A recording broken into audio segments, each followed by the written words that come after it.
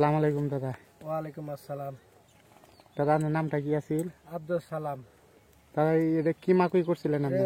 ওদের ছিটের 34-34। ও দাদা ক্ষেতটা কি বইছে আপনার মতে? খেত গাড়ো লাগছিল একটা, মানে গাড়ছি দুইটা করে আলাই দিলে যথেষ্ট ফলান হয়েছে, দোয়াটা এক সমানই হয়েছে। দাদা আপনি দুইটা করে গাছ এক লোকে লাগাইছিলেন? হ্যাঁ, দুইটা এই যে গাছ দুইটা এক লোকে লাগাইছি। এই যে জায়গায় দুইটা আছে, আচ্ছা আচ্ছা দুইটা করে লাগাইছি। আমি লাগাই প্রমাণ দেখছি না ক্ষেত হয়, ক্ষেত হয়ে যায়, কিন্তু 20 ইঞ্চি বাদা ওদের দিলে আরো ভালো হবো। আমি 18 ইঞ্চি দিছিলাম। আচ্ছা আচ্ছা, ক্ষেতটা আপনার হিসেবে কি বইছে ক্ষেতটা? মানে আমার যত্নটা কম হয়েছে, আমি পানি দিবার পাইনি, তো পানি দিলে আরো বহুত ফলান হবে, আগ বাড়বো। এমনি তাতে ক্ষেত ঠিকই আছে না? এমনি ক্ষেত ঠিকই আছে। আপনি বাকি খেতিয়ক করে কি করবেন?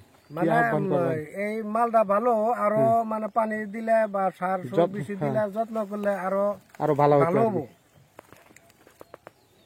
না। আগামীতে আমি এই সিটি করবো, 2-4-5 বিঘা যা করি এই সিটি করবো। কারণ এটার মধ্যে একটু খরচও কম আছে, বহুত খরচ, কারণ আপনি যত্ন করে নাই তাও যথেষ্ট হয়েছে। আর আপনি দুইটা করে গাছ এক লোক লাগাইছিলেন, আমি দিয়ে দেখছি, তাও সমান সমান কলা আছে। দুইটা করে গাছে কলা, একটা গাছ দুইটা,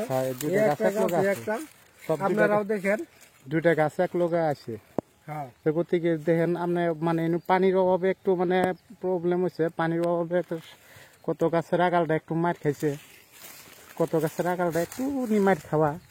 পানি দিলে এটা হারিয়ে গেত আর কি, যেহেতু পানি পাই নাই, খেতে রস কম আছিল।